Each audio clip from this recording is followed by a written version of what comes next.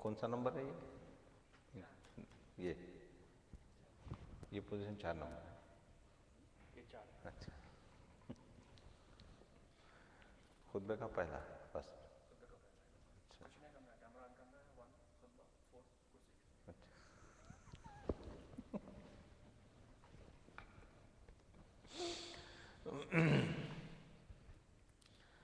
اللہ اکبر.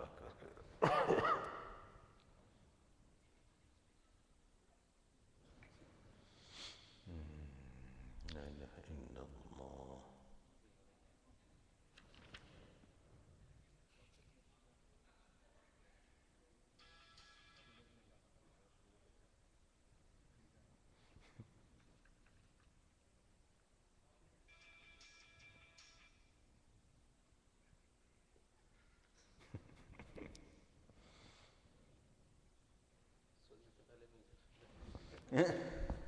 وہ یہی ہے معاملہ, چاہیے نہ چاہیے آپ.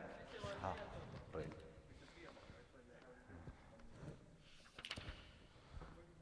بسم اللہ. وہ آج کل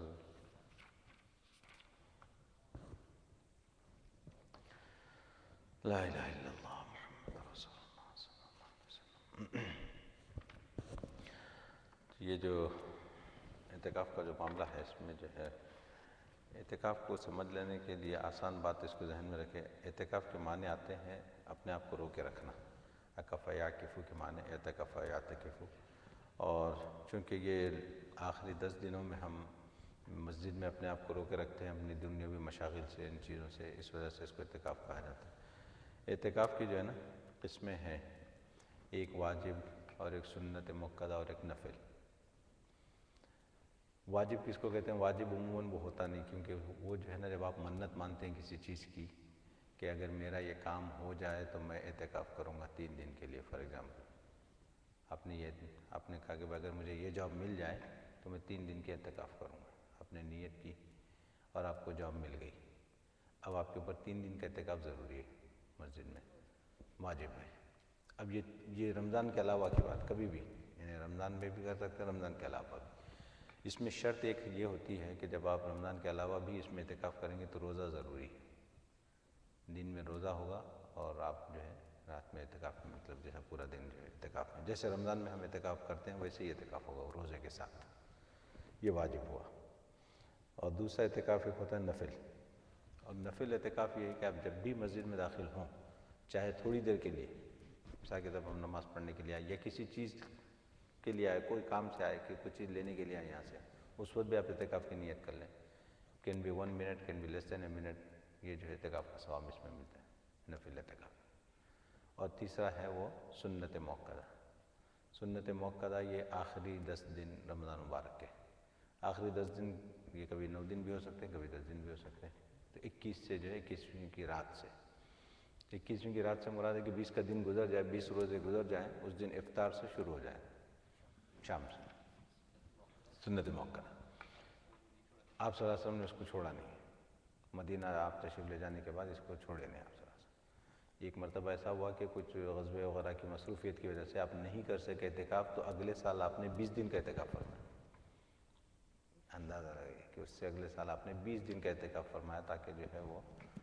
اس کی قضا ہو جائے جو چھوٹ گیا تھا. تو اس سے جو ہے نا اس کی اہمیت کا اندازہ ہوتا ہے کہ کتنا آپ صلی اللہ علیہ وسلم اس کا اہتمام فرماتے تھے روزے میں, یعنی اعتکاف کا. بہت ضروری چیزوں میں سے اللہ کے رسول صلی اللہ علیہ وسلم, بڑی زبردست سنت ہے اور اس کا مزہ اپنا ہے, اس کا لطف ہے.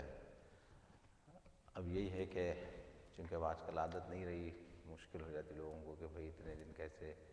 کیونکہ جب سے اسائنمنٹ ملے تو آدمی چھوڑ کے جا سکتا ہے گھر, کیونکہ آپ کو ٹریولنگ کرنا ہے. تو وہی اسی طرح اگر سوچ کے اگر آدمی کرے, آج کل اس کی کم سے کم شکل جو ہمارے لحاظ سے بن سکتی ہے وہ یہ کہ بھئی آپ اعتکاف میں آ جائیں, جو آپ کو جانا بھی ہوا, جو آپ کو گئے, اور سیدھے پھر واپس مسجد کو آ گئے. جس میں بھی چونکہ مسئلہ اصل کیا ہے, وقت گزارنے کا ہے. وقت جو مسجد میں گزرتا ہے وہ پورا کا پورا جو ہے عبادت بن جائے گا, پورا وقت عبادت بن جائے گا. اور اعتکاف کا بنیادی مقصد جو ہے وہ شب قدر کی تلاش ہے. اصل شب قدر کی تلاش یہ اصل ہے اس کا مقصد. کیونکہ آپ اندازہ لگائیے, ایک رات بھی اگر کسی کو مل جائے شب قدر, ایک رات, تو آپ کے 80 سال سے زیادہ جو ہے نا مقبول عبادت مل گئی. اور اگر آدمی اپنی زندگی میں ایسی 10 راتیں اس کو مل جائیں تو 800 سال آپ کے جو ہیں عبادت، تو آپ دیکھیں ہے کچھ نہیں، سستا سودا ہے، 1 ہفتے 10 دن کی بات، اور اس میں جو اتنا بڑا، اور اس میں یہ ہے کہ جب آپ اعتکاف میں ہیں تو یہ بہت ضروری نہیں ہے کہ آپ ہر وقت عبادت ہی کر رہے ہوں، ہر وقت نمازیں پڑھ رہے ہوں، تسبیح تلاوت ہو رہی ہو، یہ ضروری بھی نہیں۔ آپ جیسے گھر میں رہتے ہیں نارملی ویسے ہی رہیں، وقت پہ سوئیں، وقت پہ جاگیں، سب کچھ اپنا کام سب کچھ ہو رہا ہے، لیکن آپ کا ہر سیکنڈ جو ہے عبادت میں لکھا جا رہا ہے۔ یہ فائدہ ہے اعتکاف کا، کام وہی ہو رہا ہے جو گھر پہ ہوتے ہیں، کھا بھی رہے ہیں، سو بھی رہے ہیں، نیند بھی پوری ہو رہی ہے، سب کچھ ہو رہا ہے، لیکن اس میں جو ہے ثواب جیسے زیادہ ہے۔ اور دوسری اس کی ایک تعبیر یہ کی جاتی ہے اعتکاف کی، آپ یہ دیکھیں کہ دنیا کے اندر ہم دیکھتے ہیں کہ بھئی کوئی داتا ہو، دینے والا ہو، خوب مالدار آدمی ہو اور سخی بھی ہو، سب کو دیتا رہتا ہے، تو ایسے کہ در پہ اگر کوئی جا کے پڑ جائے کہ مجھے بھی چاہیے، میں ہٹوں گا نہیں جب تک کہ مجھے ملے نہیں، تو وہ آدمی یعنی اس کی شان کے خلاف ہے کہ وہ آپ کو محروم کر دے، نہ دینا اس کی شان کے خلاف ہے۔ تو یہ اعتکاف کا کانسیپٹ یہی ہے کہ جب آپ آ کے اللہ کے در پہ پڑ جاتے ہیں تو گویا کہ اب اللہ سے گویا کہ آپ مانگ رہے ہیں کہ یا اللہ میں ہٹوں گا نہیں جب تک کہ میری مغفرت نہ ہو جائے، جب تک کہ مجھے وہ چیزیں نہ ملیں۔ تو اس طریقے سے، اور اللہ تبارک و تعالیٰ بڑے غیور ہیں اس معاملے میں، اللہ کو بڑی غیرت آتی ہے کہ دنیا کے دینے والے تو دیں اپنے دینے والوں کو، اور اللہ جیسا دینے والا کہ اللہ اپنے بندوں کو نہ نوازے،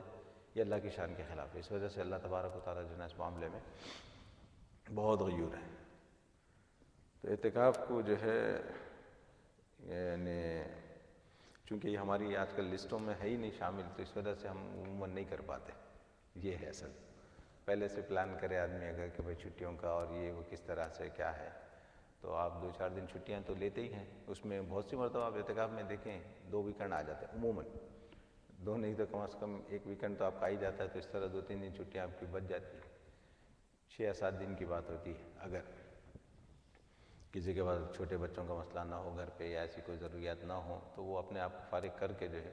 اس کا فائدہ اٹھائیں۔ اور ایسا ہے کہ اگر کبھی ایسی کوئی ضرورت پیش آ جائے تو اس وقت نکلنے کی بھی اجازت ہے، یعنی ایسی کوئی ایمرجنسی آ جائے، ایسا یہ نہیں ہے کہ آپ بالکل ہی نہیں نکل سکتے، ایسی بات نہیں، گھر پہ کوئی ضرورت ہو جائے یا کوئی ایسی بات ہو جائے، جانا پڑ جائے یا کوئی واقعی۔ اور دوسرا یہ کہ حتیٰ کہ یہ بھی آتا ہے کہ بھئی اگر آپ کے لیے کھانے پینے کا نظم نہ ہو سکتا ہو، مسجد میں کوئی لانے والا نہ ہو، تو آپ جا کے گھر سے کھانا بھی لا سکتے ہیں، ہاں، چاہے وہ آلو پراٹھا ہی ہو۔ تو یہ کیونکہ یہاں پہ اعتکاف میں جو ہے کھانے آتے ہیں دوسرے ہوتے ہیں، آپ کو نہیں سمجھ 2 دن کے بعد آدمی دہی تلاش کرے گا، بھائی دہی نہیں ہے، تو یہ اس کی اجازت ہے۔ اتنی سہولتوں کے ساتھ جو ہے نا ہم کو اس کا فائدہ اٹھا لینا چاہیے، لیکن اس میں ایک یہ بات ہوتی ہے کہ یہ سنت کفایہ ہے۔ سنت کفایہ کا مطلب یہ کہ کمیونٹی میں سے کوئی بھی ادا کرے تو سب کی ذمہ داری ختم ہو جاتی ہے، لیکن آپ کے اپنے پرسنل ایکسپیرینس کے لیے، پرسنل گین کے لیے جو ہے اگر جتنے لوگ کریں وہ بہتر ہے۔ سنت کفایہ میں جیسے اس کی مثال کو اگر سمجھنا ہو تو نماز جنازہ ہے، وہ فرض کفایہ ہے۔ نماز جنازہ کا معاملہ یہ ہے کہ اگر کچھ لوگ ادا کر لیں کمیونٹی کے تو سب کی طرف سے ذمہ داری ادا ہو جاتی ہے۔ اگر کوئی بھی نہ پڑھے نماز جنازہ کسی مسلمان کی تو ساری کمیونٹی پھر گناہ گار ہوتی ہے۔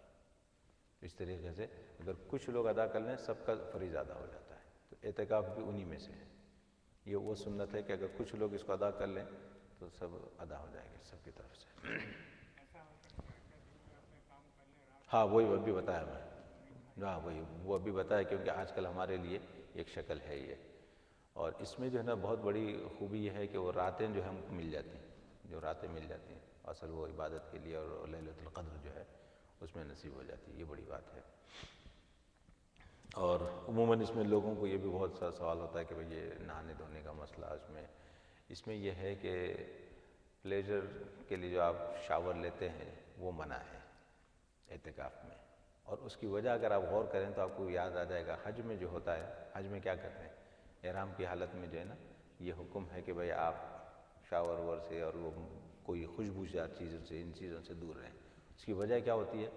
وجہ یہ ہوتی ہے کہ اپنے آپ کو ایسی حالت میں پیش کرنا ہے اللہ کے سامنے، یا اللہ ہم سوالی ہیں، ہم مانگنے والے ہیں، اور مانگنے والا ٹپ ٹاپ میں نہیں ہوتا، تو آپ جتنی زیادہ اپنی حالت ایسی رکھیں گے اللہ کو اتنا ہی زیادہ یہ پسند آئے گی، یہ اس کا کانسیپٹ ہے۔ اب لیکن چونکہ اعتکاف میں آپ پہ وہ پابندی نہیں ہے جو حج میں ہے، اعتکاف میں وہ پابندی نہیں ہے۔ حج کا معاملہ تو 1-2 دن کی بات ہوتی ہے، احرام میں آپ آتے ہیں 9ویں تاریخ سے، پھر 9ویں گزری پھر 10 کے دن آپ نکال سکتے ہیں اپنا احرام، تو وہاں تو 2 دن کی بات ہے زیادہ سے زیادہ۔ تو یہاں جو ہے کیونکہ 10 دن کا معاملہ ہے، اس وجہ سے آپ کو نہانے کی اجازت اس طرح ہے کہ جب آپ باتھ روم وغیرہ کے لیے جاتے ہیں اپنا ٹوال وغیرہ لے کے چلے جائیں، اس کے بعد نہا کے فارغ آ جائیں واپسی میں۔ اس کے لیے علیحدہ سے یعنی الگ سے مسجد سے باہر نہ نکلیں، یہ ہے۔ آپ کسی ضرورت سے باہر جا ہی رہے ہیں، اس وقت آپ چلے جائیں، نہا کے واپس آ جائیں۔ اور دوسرا یہ کہ خوشبو استعمال کی جا سکتی، اس میں کوئی مذائقہ نہیں ہے اس میں۔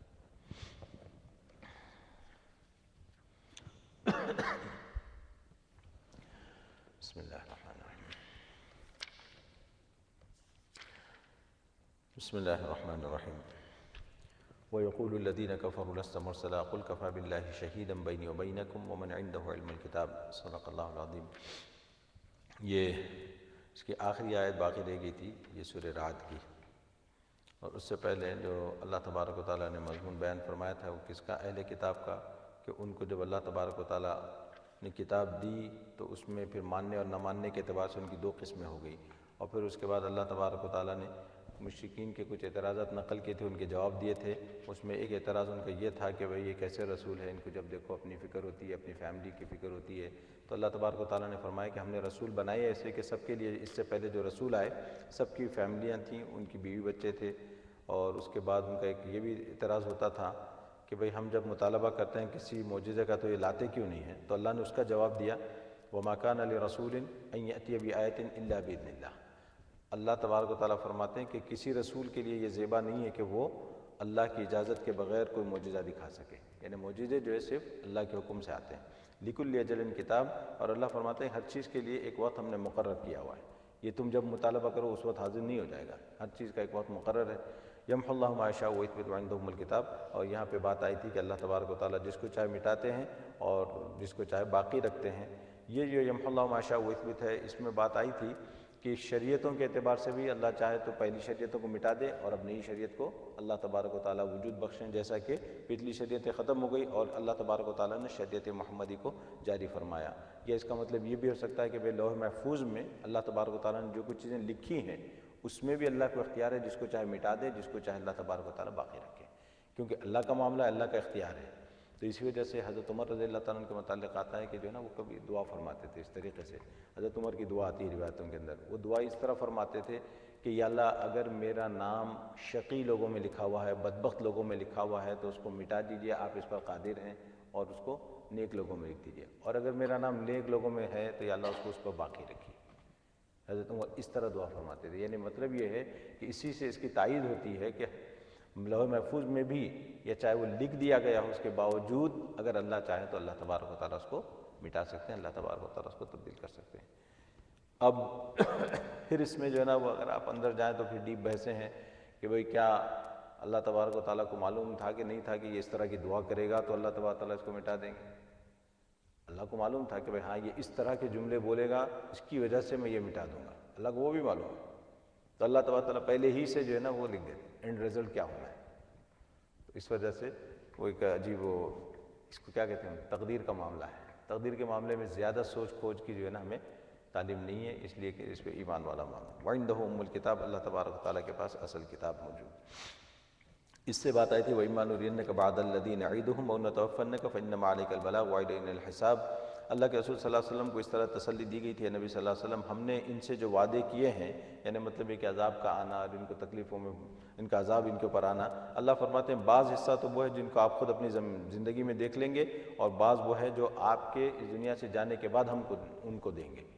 جیسے غزوہ بدر وغیرہ میں اللہ نے جو ہے نا ایک شکل میں ان کو دکھایا، اور اس کے بعد حضرت عمر رضی اللہ عنہ کے زمانے میں نبی پاک علیہ الصلوۃ والسلام کی جو تھے سب یعنی کتنی فتوحات ہوئیں اور کس طرح سے جو ہے نا اللہ تبارک و تعالیٰ نے ان کے ساتھ جو معاملہ کیا وہ فَإِنَّمَا عَلَيْكَ الْبَلَاغُ وَعَلَيْنَا الْحِسَابُ۔ اللہ تبارک و تعالیٰ نے بڑی زبردست بات بیان فرمائی، نبی پاک علیہ الصلوۃ والسلام کو فرمایا کہ نبی آپ کا کام پہنچا دینا ہے، ہمارا کام حساب کتاب لینا ہے۔ آپ حساب کتاب نہ کرتے بیٹھے اچھا کتنے لوگ ایمان لائے، اچھا یہ کیوں نہیں لایا ایمان، یہ کیا ہے، یہ کیا ہوا، یہ آپ کا کام نہیں، آپ کا کام پیغام پہنچا دینا ہے بس۔ یہ اللہ فرماتے علینا الحساب، ہمارا کام ہے ان سے حساب کتاب لینا۔ ہم پوچھیں گے کیوں نہیں ایمان لائے تھے یا کیا نہیں، یہ کام ہمارا ہے۔ اولم یروا انا ناتی الارض ننقصها من اطرافها، اس کے بعد اللہ تبارک تعالیٰ فرماتے ہیں کیا ان کو یہ نظر نہیں آتا کہ کیسے ہم جو ان کے اطراف سے زمین کو کم کرتے جا رہے ہیں، زمین کو کم کرتے جا رہے ہیں، یعنی اللہ تبارک و تعالیٰ اسلام کو وسعت دے رہے ہیں اور اسلام پھیلتا جا رہا ہے اور کفر جو ہے شرنک ہوتا جا رہا ہے، کم ہوتا جا رہا ہے۔ کس طریقے سے جب آپ دیکھیں پھر آخر وہ وقت آیا، فتح مکہ کا موقع آیا، اللہ تبارک و تعالیٰ نے مکہ میں جیسا شرک پھیلا ہوتا اس جگہ کو بھی اللہ تبارک و تعالیٰ نے اسلام کے جگہ بنا دی۔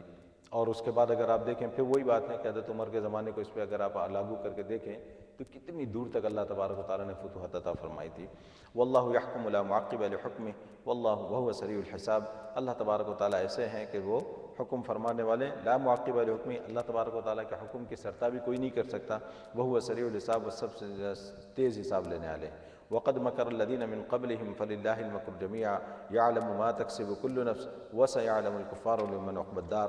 اب یہاں اللہ تبارک و تعالیٰ نے اس آیت کے اندر بیان فرمایا وقد مکر الذین من قبلہم، کہ اس سے پہلے بھی جو لوگ گزرے وہ بھی طرح طرح کی تدبیریں کرتے تھے۔ اللہ تبارک و تعالیٰ فرماتے ہیں کہ اللہ ساری تدبیریں تو جو ہے نا یہ اللہ کے ہاتھ میں ہیں۔ اچھا، اللہ تبارک و تعالیٰ جو چیز سیعلم الکفار لمن عقبی الدار یعلم ما تکسب کل نفس، اللہ تبارک و تعالیٰ یہ چیز جانتے ہیں کہ ہر شخص کیا کرتا ہے، کیا کھاتا ہے، کیا پیتا ہے، یا اعمال کے اعتبار سے کیا کرتا ہے، اللہ ہر ایک کو جانتے ہیں۔ آگے اللہ فرماتے ہیں وَسَيَعْلَمُ الْكُفَّارُ لِمَنْ عُقْبَى الدَّارِ، اور کافر یہ بھی جان لیں گے کہ دنیا کا اچھا بدلہ کس کے لیے ہے، یعنی اللہ تبارک و تعالیٰ فرماتے ہیں کہ نیک کام کرنے والوں کے لیے۔ اس کے بعد تھی آیت یہ وَيَقُولُ الَّذِينَ كَفَرُوا لَسْتَ مُرْسَلًا، وہ لوگ ایک اعتراض یہ بھی کیا کرتے تھے، جیسے کہ آپ کو بتایا گیا تھا کہ ان لوگوں نے 4 اعتراضات جو کیے تھے، 4 اعتراضات اللہ تبارک و تعالیٰ نے اس میں نقل کیے اور ان کے جوابات دیے۔ تو ان کا ایک اعتراض یہ بھی تھا وَيَقُولُ الَّذِينَ كَفَرُوا لَسْتَ مُرْسَلًا، اور منکرین کہتے ہیں کہ تم خدا کے بھیجے ہوئے نہیں ہو۔ آپ کہہ دیں کہ میرے اور تمہارے معاملے میں اللہ پاک کی گواہی کافی ہے اور ان لوگوں کی جو آسمانی کتابوں کا علم رکھتے ہیں۔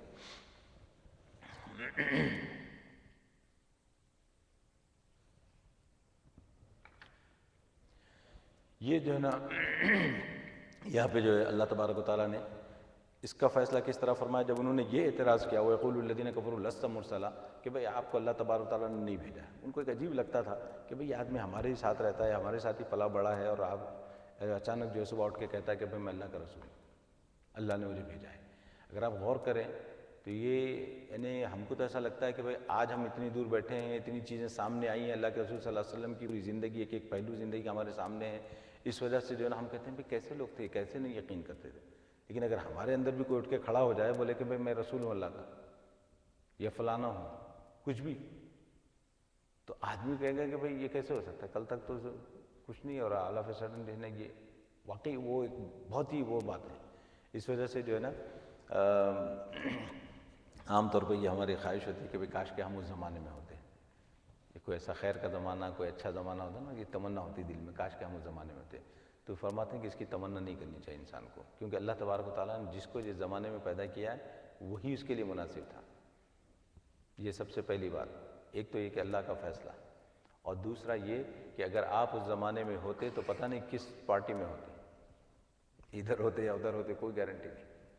تو اس وجہ سے جو اللہ تبارک و تعالیٰ نے ایمان کی دولت دی ہے اور اپنے علم کے اعتبار سے اللہ نے ہمیں اس زمانے میں پیدا کیا، ہم اسی زمانے کے قابل تھے۔ ان کی تکلیفیں، ان کی مشقتیں، ان کے مجاہدے، کیسی کیسی انہوں نے تکلیفیں جھیلی، ہم ان کو تو سن بھی نہیں سکتے، برداشت کرنا تو دور کی بات ہے۔ یہ اس لیے جو تو یہاں جو ہے ان لوگوں نے جب یہ کہا وَيَقُولُ الَّذِينَ كَفَرُوا لَسْتَ مُرْسَلًا، اللہ تبارک و تعالیٰ نے نبی پاک علیہ السلام کی زبانی اس کا کیسے جواب دیا، فرمایا قُلْ كَفَىٰ بِاللَّهِ شَهِيدًا بَيْنِي وَبَيْنَكُمْ، فرمایا کہ میرے اور تمہارے درمیان اللہ تبارک و تعالیٰ کافی ہیں گواہی کے اعتبار سے۔ نمبر 1، سب سے پہلے اللہ کی گواہی کافی ہے، یعنی تم چاہے گواہی دو نہ دو، کوئی اور مانے نہ مانے، اللہ گواہی دیتا ہے کہ میں اللہ کا رسول ہوں۔ وہ ہے نا وہ ادھر سورہ منافقون میں اللہ تبارک و تعالیٰ نے واللہ یشہد ان المنافقین لکاذبون اللہ یشہد انک لرسول، اللہ اس بات کی گواہی دیتے ہیں نبی کہ آپ اللہ کے رسول ہیں۔ اور دوسری بات اللہ کے رسول صلی اللہ علیہ وسلم کیا فرمائی، ومن عندہ علم الکتاب، اور جن کے پاس کتاب کا علم ہے وہ بھی میری نبوت کی گواہی دیتے ہیں۔ دو چیزیں یہاں بیان ہیں، اللہ کی گواہی کافی تھی سب کے لیے، لیکن اگر چونکہ تم اللہ سے تمہارا رابطہ نہیں ہوتا تو اللہ تبارک و تعالیٰ نے دوسری چیز کیا بیان فرمائی، فرمایا کہ جن کے پاس کتاب ہے، یعنی اس سے پہلے جو کتابیں نازل ہوئی ہیں تورات، زبور وغیرہ، وہ بھی میری نبوت کے گواہ ہیں۔ وہ میری نبوت کے گواہ کیسے ہیں؟ تو نبی پاک علیہ السلام کے زمانے میں ہم کو جو چیزیں ملتی ہیں سن 5 نبوی میں، یعنی ہجرت سے پہلے سن 5 نبوی میں جب مسلمان بڑے تنگ آ گئے تھے ان کے ظلم و ستم سے، تو اللہ کے رسول صلی اللہ علیہ وسلم نے کچھ مسلمانوں کو اجازت دی تھی، بھئی آپ ہجرت کر جائیں۔ تو یہ حبشہ کی طرف ہجرت کر گئے تھے، جب یہ سینئر تھا تو اس وقت حبشہ کی طرف ہجرت کر گئے، وہاں جا کے حضرت جعفر رضی اللہ تعالیٰ عنہ نجاشی کے جو دربار میں وہ جو سارا واقعہ ہے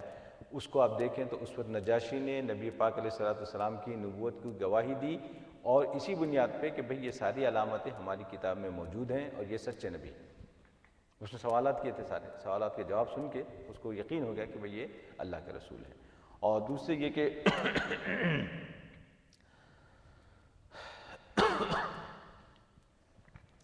حضرت عبداللہ بن سلام رضی اللہ تعالیٰ عنہ، ان کا بھی یہی ہے۔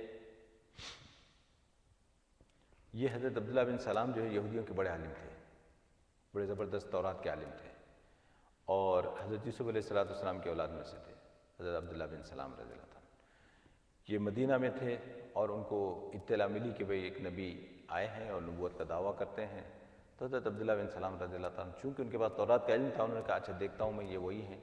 چیک کریں کہ بھئی کیا یہ وہی ہیں۔ اور حضرت عبداللہ بن سلام رضی اللہ تعالیٰ عنہ کی جب ملاقات ہوئی، اور ملاقات ہونے کے بعد نبی پاک علیہ السلام کی جب کلمات سن کے انہوں نے فوراً گواہی دی کہ یہ تو وہی کلمات ہیں جو موسیٰ علیہ السلام پر بھیجے گئے ہیں، یہ وہی تعلیمات ہیں جو موسیٰ علیہ السلام کو دی گئی، فوراً آپ ایمان لے آئے۔ تو یہ دوسری گواہی موجود ہوگی۔ اور اسی طریقے سے تیسری گواہی جو ہے یہ بہت لمبی ہے، میں جو ہے نا آپ کو اس سے پہلے شاید ایک آدھ مرتبہ کبھی اس کا ذکر آیا تھا، حضرت سلمان فارسی رضی اللہ عنہ کے متعلق۔ حضرت سلمان فارسی جو ہے نا کس مرحلے سے گزرتے ہوئے وہ آئے، کیونکہ وہ عیسائی تھے، کرسچن تھے پہلے، اور اس زمانے کا مذہب وہی تھا سچا مذہب، کیونکہ اس سے پہلے آپ دیکھیں کہ آخری کون آئے پیغمبر نبی پاک علیہ السلام سے پہلے؟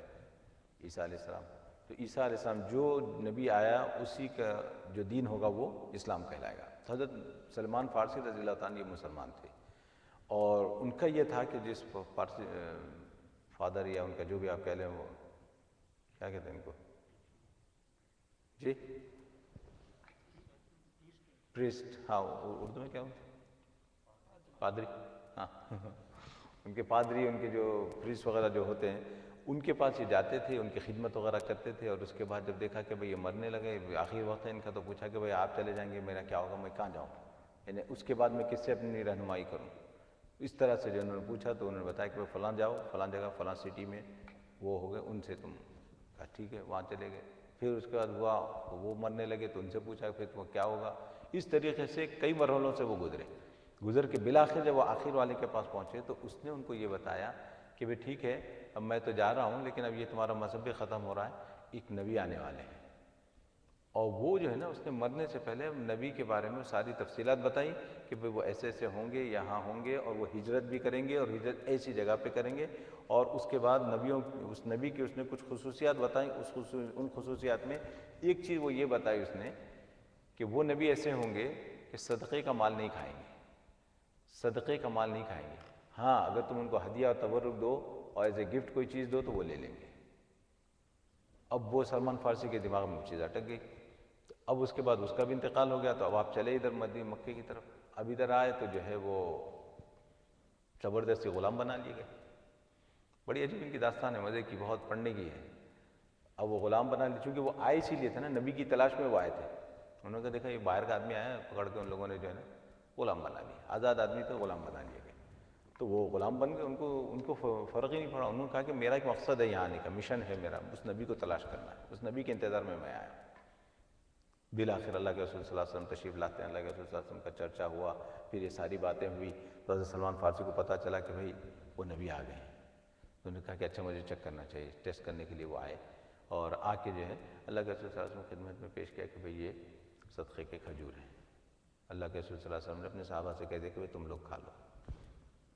آپ نے نہیں نوش فرمایا۔ اور پھر سلمان فارسی نے کیا کہ دوسرے دن لے آئے اور کہا کہ یا رسول اللہ یہ ہدیہ ہے، آپ نے بھی نوش فرمایا، دوسروں کو بھی دیا۔ سلمان فارسی سمجھ گئے کہ بھئی چونکہ وہ جو بتایا تھا وہ منک نے، وہ جو چیز بتائی تھی وہ صادق آ گئی، اور بھی دوسری نشانیاں بتائی تھی، اس میں ایک یہ خاص ایک بہت واضح چیز تھی، حضرت سلمان فارسی رضی اللہ تعالیٰ عنہ ایمان لے آئے، اور جب ایمان لے آئے تو ان کے بعد جو ہے نا اب آپ کو مسئلہ یہ ہوا کہ ظاہر ہے کہ جو آپ کا ماسٹر جو تھا، جو آپ کو اون کرتا تھا، اس نے کہا اچھا تو مسلمان ہو گیا، اب وہ تکلیفیں دینے شروع کر دی، اور طرح طرح سے انہوں نے کہا کہ بھائی مجھے آزادی دے دیں، تو بولے کہ آزادی کچھ نہیں، جیسے کہ ان کا ہوتا ہے وہ یہی کرنا شروع کیا اس نے، تو بالآخر انہوں نے اس سے ایک ڈیل کی، اور اس نے کہا کہ اگر مجھے 300 درخت کھجور کے لگا کے دے، اور وہ جو جب اس پہ پھل آئیں گے اس وقت میں تجھے آزاد کروں گا۔ آپ اندازہ لگائیے، اب آپ اگر ابھی درخت لگاتے ہیں تو پھل آئیں گے کتنے سال لگیں گے درخت، اور جو ہے کچھ اس نے سونا بھی مانگا تھا ایک خاص مقدار میں، تو اللہ کے رسول صلی اللہ علیہ وسلم کے بعد آ کے انہوں نے ذکر کیا، رسول اللہ وہ یہ شرط لگاتا ہے، اللہ کے رسول صلی اللہ علیہ وسلم نے فرمایا ڈیل کر لو، تو یہ بھی حیران ہو گئی کہ بھائی کیسے، تو انہوں نے فرمایا کہ بھائی ہاں ڈیل کر لو کوئی بات نہیں، اور پھر مجھے آ کے بتانا، تو ان کی ڈیل ہو گئی۔ اس کے بعد یہ ہوا کہ آپ صلی اللہ علیہ وسلم ایسے بیٹھے تھے تو کوئی صحابی آیا، یا رسول اللہ یہ سونا آپ کے لیے ہدیہ ہے، سونے کا ایک ٹکڑا لے آئے،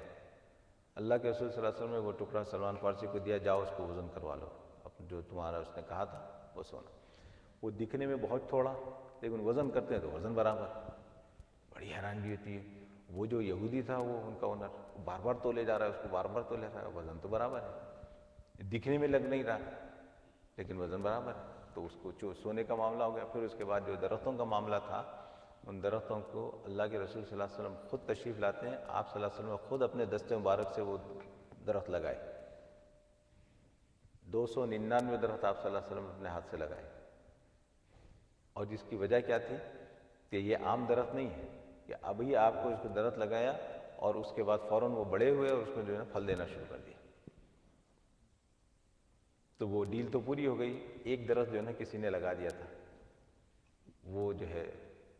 نہیں بڑھا، تو اس نے کہا کہ پورے 300 نہیں ہے تو اب وہ ہے، پھر اللہ کے رسول صلی اللہ علیہ وسلم کو معلوم ہوا کہ بھائی اچھا اس کا مطلب ہے کہ کسی اور نے جو ہے وہ، چونکہ ہوتا ہے نا تبرکن جو ہے نا آپ کے ساتھ ہی یا شروع کرنے کے لیے کسی نے پہلے لگا دیا تھا، یا تو پھر آپ صلی اللہ علیہ وسلم اس کو نکال کے اپنے ہاتھ سے پھر اس کو لگایا، تو پھر وہ ان کو، تو حضرت یہ سلمان فارسی رضی اللہ عنہ کا معاملہ یہ ہے کہ ان کی روایتیں مختلف ہیں ان کی عمر کے بارے میں، مگر زیادہ تر روایتیں جو بتاتی ہیں آپ کی عمر 250 سال ہوئی ہے، یہ میں بتانا چاہ رہا ہوں حضرت سلمان فارسی رضی اللہ عنہ، یہ جو ایسے نہیں گزرے سب سے ایک ایک کو مرتبہ چھوڑ کے آ رہے ہیں، یہ بھی گیا یہ بھی گیا تو بڑا حضرت سلمان فارسی رضی اللہ عنہ جن کے پاس علم تھا پچھلی کتابوں کا، انہوں نے بھی نبی پاک علیہ الصلوۃ والسلام کی نبوت کی گواہی دی، تو اب یہ ومن عندہ علم الکتاب، اب یہ گواہیاں جو ہے نا ایسی اس طرح کی موجود ہیں، اور دوسرے یہ کہ ایک گواہی کا اور بھی ذکر آتا ہے روایتوں کے اندر کہ نبی پاک علیہ الصلوۃ والسلام نے دعوتی خطوط لکھے تھے بادشاہوں کو، کیونکہ جب صلح حدیبیہ ہو گئی تھی اور اس کے بعد مسلمانوں کو جو ہے نا ایک طرح سے اسپیس ملا تھا کہ بھئی دعوت وغیرہ پھیلانے کا، تو آپ صلی اللہ علیہ وسلم نے جو خطوط لکھے تھے ان خطوط میں قیصر کو بھی آپ صلی اللہ علیہ وسلم نے ایک لکھا تھا، اور قیصر کے جو خط لکھا تھا روم کا بادشاہ، جب خط جو لکھا گیا تھا وہ اس زمانے میں رواج یہ تھا کہ جو بادشاہ ہے پہلے اس کا نام آتا تھا اور اس کے ساتھ کئی قسم کے القاب ہوتے تھے، پھر جا کے اس کا نام بھی نہیں بلکہ اس کا صرف عہدہ لکھا جاتا تھا، اب اس کے بعد جو ہے نا جو کچھ کہنا ہے آپ آہستہ سے خطاب کرتے تھے بس، اور چونکہ نبی پاک علیہ الصلوۃ والسلام نبی ہونے کی حیثیت سے، اور پھر عرب میں دستور یہ تھا کہ پہلے کیا لکھا جاتا تھا کہ کس کی طرف سے لکھا جا رہا ہے اور اس کے بعد کس کو لکھا جا رہا ہے، اور وہاں الٹا تھا عجم کے اندر، عجم کے اندر ہے کہ پہلے آپ کس کو خطاب کر رہے ہیں، وہ اپنا نام آپ کہیں لکھ سکے تو نیچے چھوٹا سا جو ہے نا خاکسار اور یوں یوں کر کے جو ہے نا حقیر فقیر جو ہم لکھتے ہیں نیچے وہ ہوتا ہے، تو یہ جو ہے نا فرق تھا ایک۔ اللہ کے رسول صلی اللہ علیہ وسلم نے خط لکھا تھا من محمد رسول اللہ ایسا، اس کے بعد جو ہے نا الی قیصر روم ہوا، یعنی تو یہ جو والا نامہ وہاں پہنچا تو وہ جو قیصر تھا تو اس نے تو دیکھا، لیکن جو جیسے وہ نکال کے پڑھنے لگے تو اس روم کا جو بھتیجا تھا، قیصر کا جو بھتیجا تھا، اس کو بڑا غصہ آیا، شدید غصہ آیا، اور غصے میں سے بھر گیا ہوا، اور اس نے کہا کہ لاؤ یہ خط۔ تو اس نے کہا کہ کیا بات ہے؟ اس نے کہا کہ اس شخص کو اتنی بھی تمیز نہیں کہ کیسے خط لکھا جاتا ہے، اپنا نام پہلے لکھتا ہے، یعنی آپ کا نام لکھنے کے بجائے اپنا نام پہلے لکھتا ہے، کیونکہ اب دیکھ رہے ہو شاہانہ مزاج تھا۔ تو وہ اس طریقے سے جو ہے نا اس نے جو ہے یہ کیا، کہا کہ بھئی یہ نکال لے کے آؤ، اور یہ شخص گویا کہ اس قابل نہیں ہے کہ ہم اس کو پڑھیں اور یوں کریں، بڑا بیوقوف آدمی لگتا ہے، یہ ہے وہ ہے۔ لیکن قیصر نے جو ہے نا منع کیا، اور منع کر کے جو ہے نا کہا کہ بھئی تو اپنا کام کر، کیونکہ وہ بھتیجا ہوتا تھا اس کا۔ تو اس نے جو ہے نا خط پڑھا، خط پڑھ کے دیکھا کہ وہ خط پڑھ کے اس نے تصدیق کی کہ بھئی ہاں یہ سچے نبی ہے، ان کی کتابوں میں ہماری نشانیاں موجود ہیں، یہ وہی نبی ہے۔ لیکن محض اپنی کرسی کی چکر میں ایمان کی دولت سے محروم رہا۔ نے کہا کہ بھئی اگر میں ایمان لے آتا ہوں تو پھر یہ سب یہ آسان نہیں ہے، شان و شوکت چھوڑنا انسان کو جو ہے نا۔ اسی وجہ سے کبھی ہم یہ دیکھتے ہیں کہ بھئی لوگ کہتے ہیں کہ بھئی ارے اتنا حق واضح ہے، اور اتنا اسلام اتنا پرفیکٹ مذہب ہے، اور اتنا جو ہے نا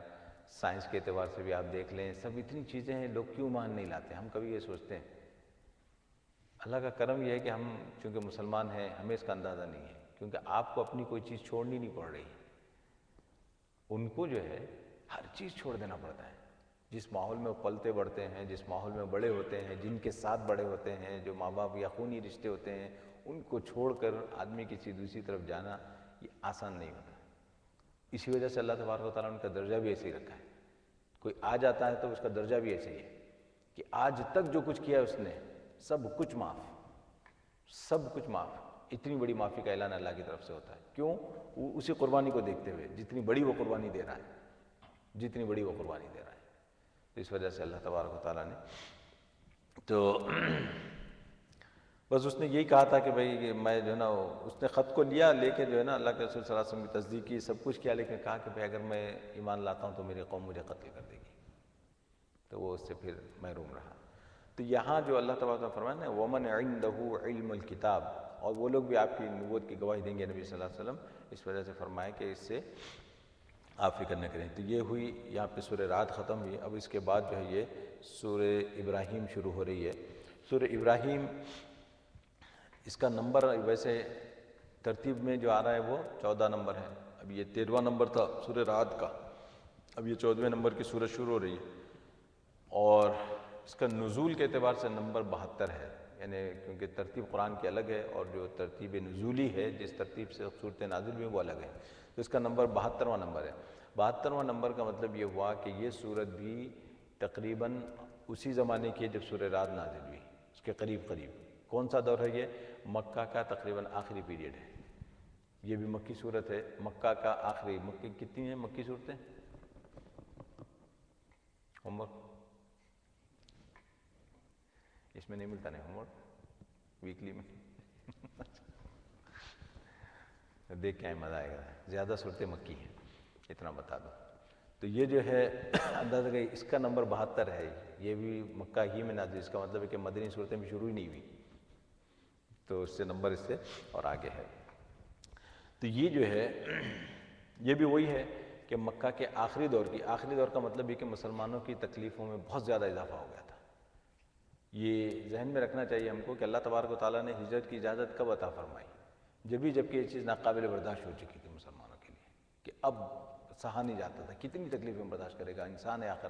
کتنے مشکلیں اٹھائے گا۔ تو اللہ تبارک و تعالیٰ نے ان مشکلوں کو دیکھتے ہوئے، چیزوں کو دیکھتے ہوئے اجازت عطا فرمائی تھی ہجرت کی۔ تو اللہ کے رسول صلی اللہ علیہ وسلم نے ہجرت کے لیے کیا کیا؟ پہلے صحابہ کو بھیجا کہ بھئی ٹھیک ہے تم اپنے اپنے طور پر نکلنے لگو یہاں سے، بالآخر بعد میں گئے آپ صلی اللہ علیہ وسلم، صحابہ کو بھیج کے پھر آپ صلی اللہ علیہ وسلم بعد میں گئے۔ اس صورت کے اندر ایک بات ذہن میں رکھیں کہ اس کا ظاہر مضمون وہی ہوگا، توحید اور رسالت اور آخرت، یعنی یہ مضامین جو مکی صورتوں کے ہوتے ہیں وہی مضامین اس کے اندر بھی ہیں، لیکن اللہ تبارک و تعالیٰ نے اس میں جو چیز بیان فرمائی ہے وہ خاص طور پر حضرت ابراہیم علیہ السلام کی دعائیں ہیں، جو حضرت ابراہیم علیہ السلام کی دعائیں اللہ تبارک و تعالیٰ نے اس صورت میں بیان فرمائی ہیں، تو آگے چل کر وہ اس کا ذکر آئے گا۔ تو اسی وجہ سے اس صورت کا نام سورہ ابراہیم ہے۔ تو سورہ ابراہیم کا مطلب یہ نہ ہو کہ بھئی آپ سمجھیں کہ ابراہیم علیہ السلام کی اس میں سوانح بیان کی گئی ہوگی، ان کی ہسٹری بیان کی گئی ہوگی، نہیں، قرآن کا انداز یہ نہیں ہے۔ قرآن نے جو ہے نا بہت سی چیزوں پر، اب آپ دیکھیں قرآن ابراہیم علیہ السلام کے جو ہے نا کچھ 5 واقعات اللہ تعالیٰ نے بیان فرمایا قرآن میں الگ الگ جگہوں پر، کہیں تو بتوں کو توڑنے کا واقعہ ہے، اور کہیں تو جو ہے اپنے باپ سے جو مکالمہ ہے کہ بھئی بتوں کو چھوڑ دے، اور یہ، اور دوسرا ہے کہ آپ کا وہ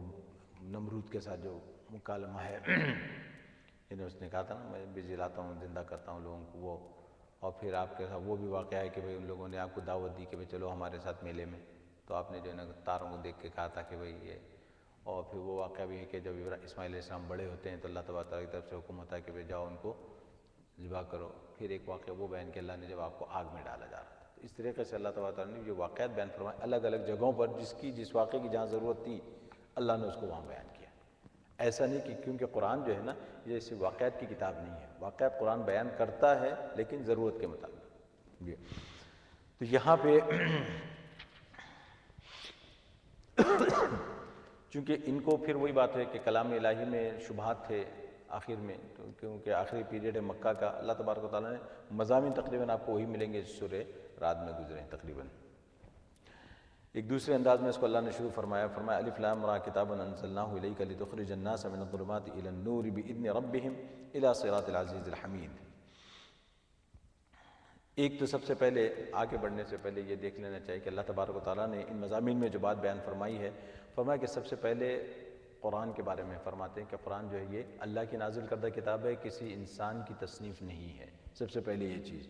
اور دوسری چیز جو اللہ تبارک و تعالیٰ نے اس میں بیان فرمائی ہے کہ محمد صلی اللہ علیہ وسلم اللہ کے سچے رسول ہیں، اسی لیے اللہ تبارک و تعالیٰ نے قرآن آپ کو دے کر بھیجا ہے، اور قرآن کو دے کر کیوں بھیجا ہے اس کی غرض و غایت اللہ نے بیان فرمائی ہے۔ اس کی غرض و غایت کیا ہے؟ تاکہ لوگوں کو کفر و شرک کی اندھیریوں سے، تاریکیوں سے نکال کر اسلام کی روشنی کی طرف لے آئیں۔ اور دوسری کیا چیز بتائی اللہ تبارک و تعالیٰ نے؟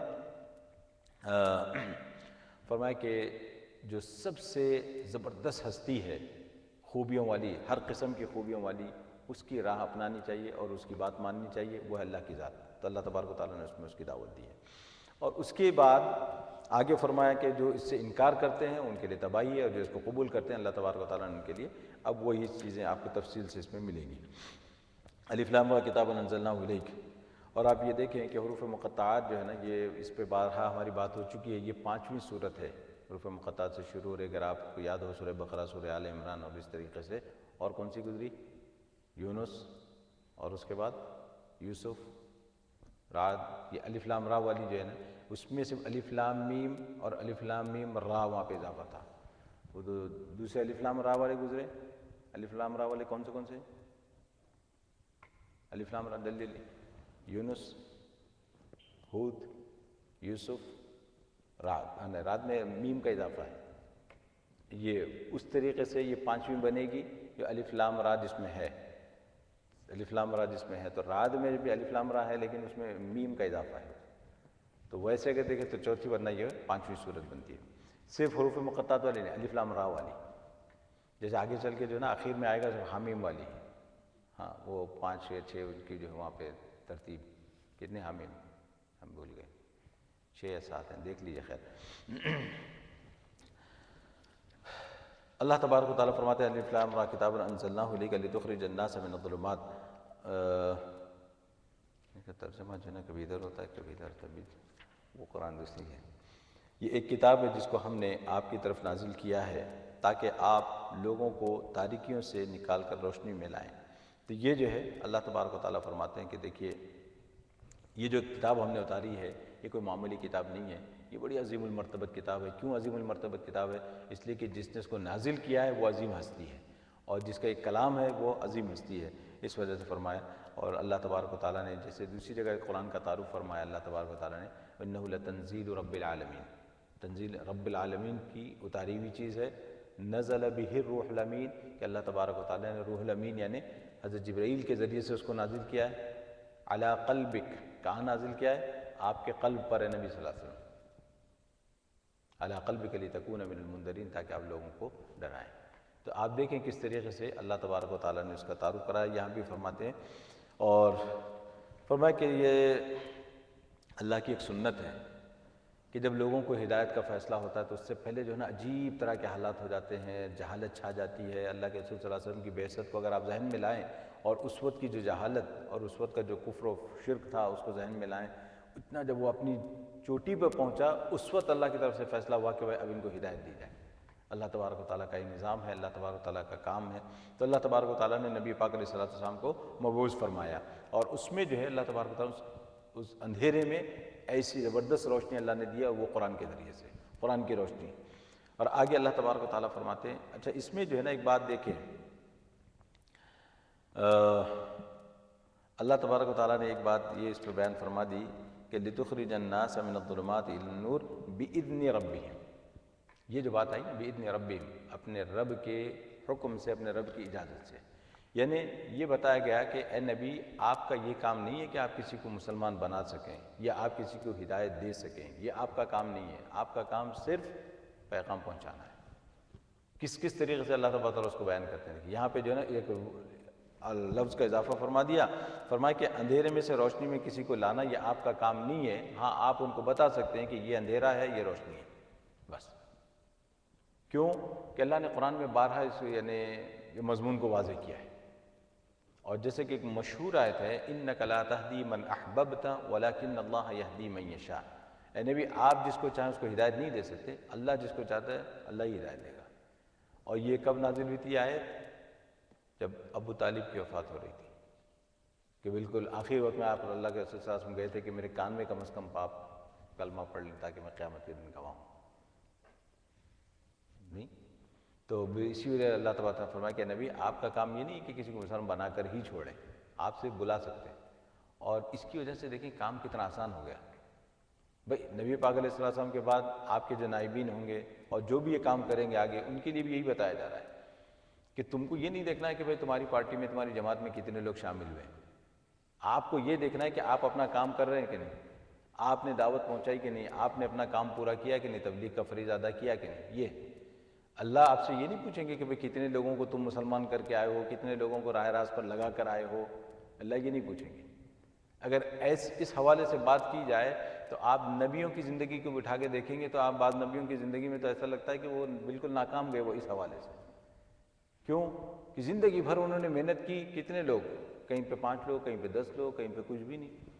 وہ اپنی زندگی بھر وہ اپنا نعرہ لگاتے رہے، لوگوں کو سمجھاتے رہے، لیکن کوئی مان کے ہی نہیں لیا۔ تو اللہ یہ نہیں پوچھیں گے کہ بھئی کتنے لوگ آپ کی جماعت میں آئے تھے، یہ دیکھیں کہ بھئی آپ نے کام کیا، کیسے کام کیا، بس آپ کے اوپر جو ذمہ داری تھی وہ یہی۔ تو اللہ تبارک و تعالیٰ نے نبی پاک علیہ السلام سے یہ فرما دیا، اور فرمایا کہ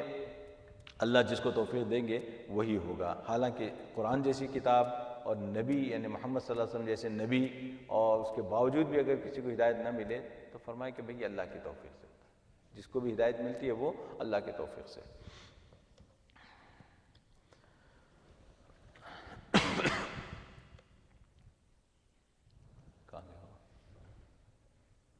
اِلَىٰ صِرَاطِ الْعَزِيزِ الْحَمِيدِ، نور کی طرف نکل کر، اچھا ترجمے کے لیے وہی قرآن چاہیے بھائی، جیسے ترجمہ کہیں آگے وہ لکیریں مار کے جو ہے نا۔ اللہ کی ذات کی تعریف کی گئی ہے، زبردست اور بڑی خوبیوں والی ہستی ہے۔ اور آگے اللہ تبارک و تعالیٰ فرماتے ہیں اللہ الذی لہ ما فی السماوات و ما فی الارض وویل للکافرین من عذاب شدید، اللہ تبارک و تعالیٰ ہی کی ذات ہے کہ جن کی ملکیت ہے جو کچھ آسمانوں میں ہے اور جو کچھ زمین میں ہے۔ ظاہر ہے جب اللہ تبارک و تعالیٰ کی ملکیت ہے ہر چیز، تو اللہ تبارک و تعالیٰ کی ذات جو ہے عبادت کی مستحق ہوگی۔ اور آگے فرمائے کہ وویل للکافرین من عذاب شدید، اور بڑی تباہی ہے سخت عذاب کی وجہ سے ان منکرین کے لیے جو دنیا کی زندگی کو آخرت پر ترجیح دیتے ہیں اور اللہ تعالیٰ کی راہ سے روکتے ہیں اور اس کو ٹیڑھی چاہتے ہیں، یہ لوگ گہری گمراہی میں ہیں۔ یہاں جو ہے نا اللہ تبارک و تعالیٰ نے بتایا کہ بھئی دیکھیے یہ جو اللہ کا پیغام آنے کے باوجود، اللہ تبارک و تعالیٰ کی طرف سے ان کو ہدایت آ جانے کے باوجود جو لوگ انکار کرتے ہیں اس کا، ان کی اللہ تبارک و تعالیٰ نے یہاں پہ کچھ نشانیاں بتائی ہیں۔ فرمایا کہ ان کی نشانیوں میں کیا نشانی، ایک بڑی پہلی بات بتائی ہے،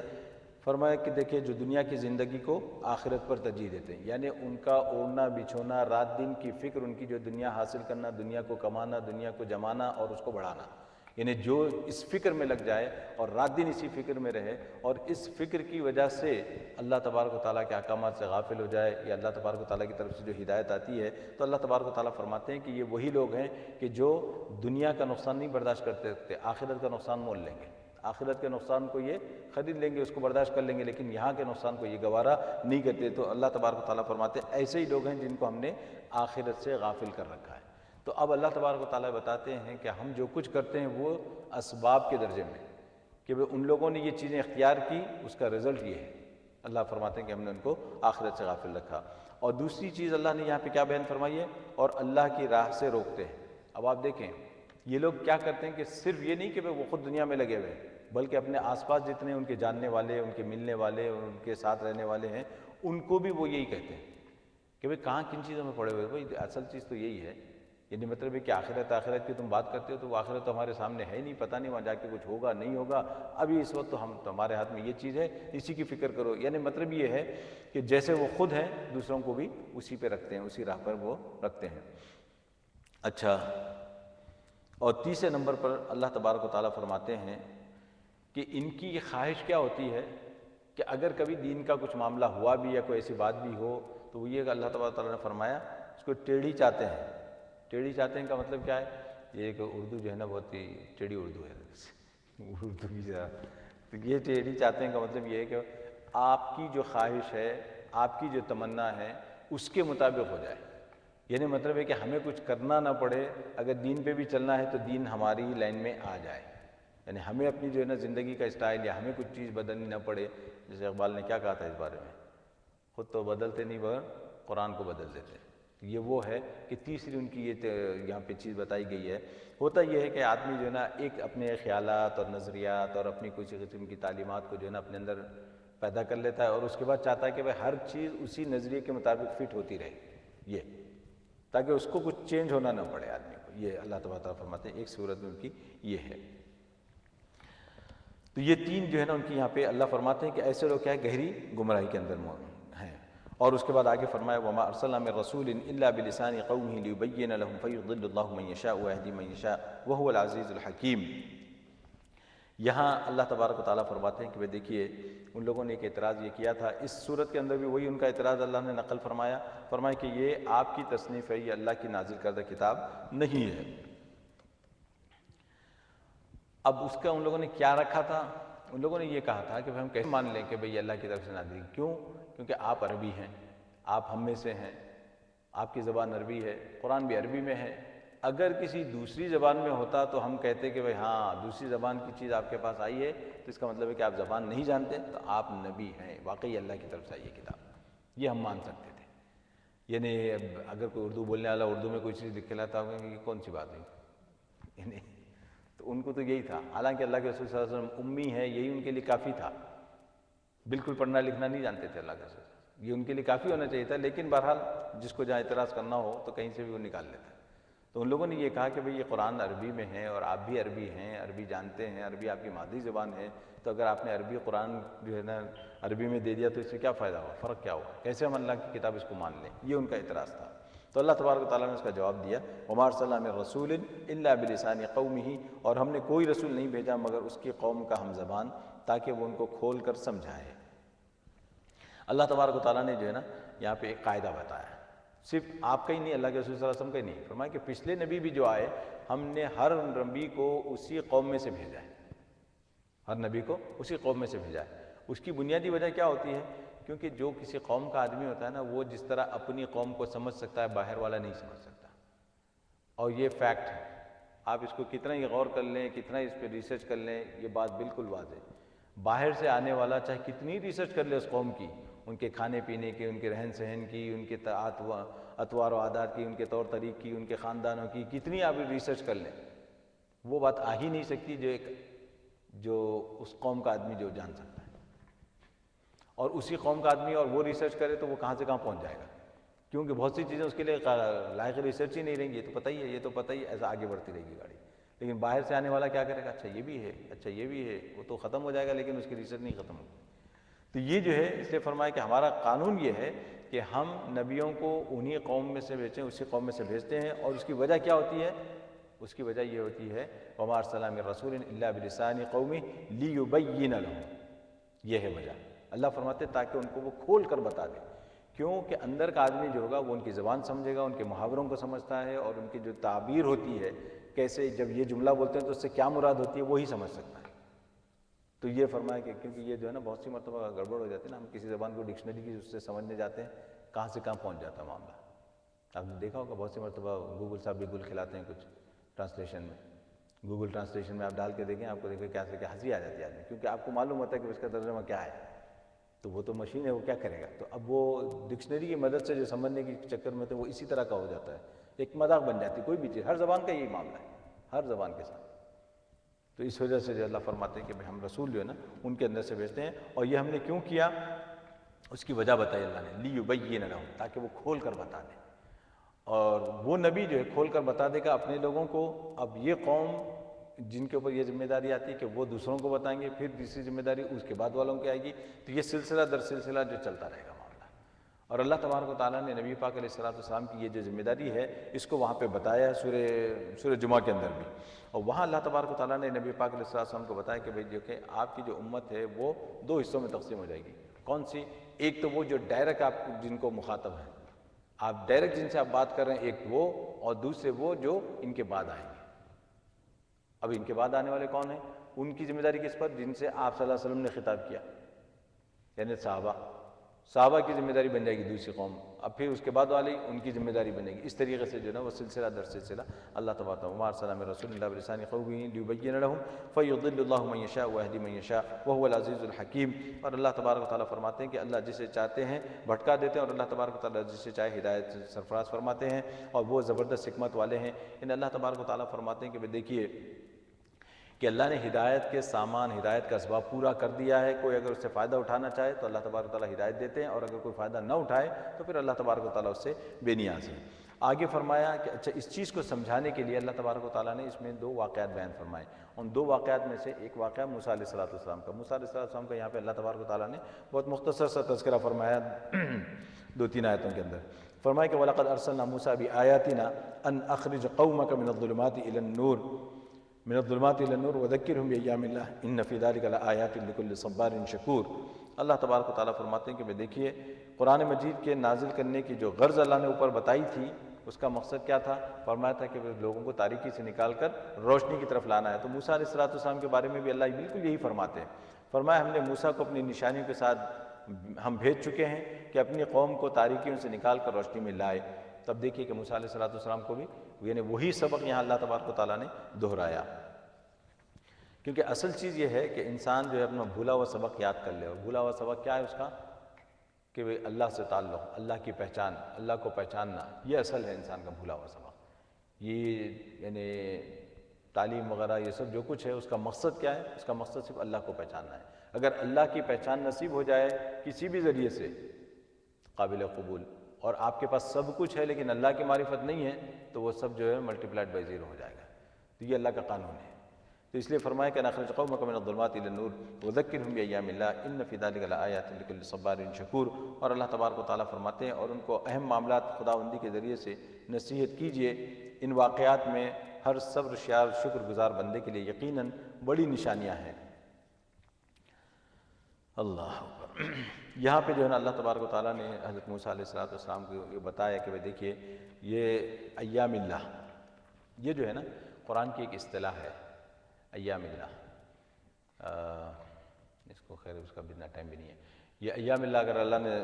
زندگی رکھی تو اس کو اگلے ہفتے اس پہ بات کریں گے، کیونکہ حضرت شاہ ولی اللہ رحمۃ اللہ علیہ نے جو ہے نا اس پہ بڑی اچھی بات کی. انہوں نے اس کو سمجھایا ہے کہ اللہ تبارک و تعالیٰ نے قرآن میں جو چیزیں استعمال فرمائی ہے اور جو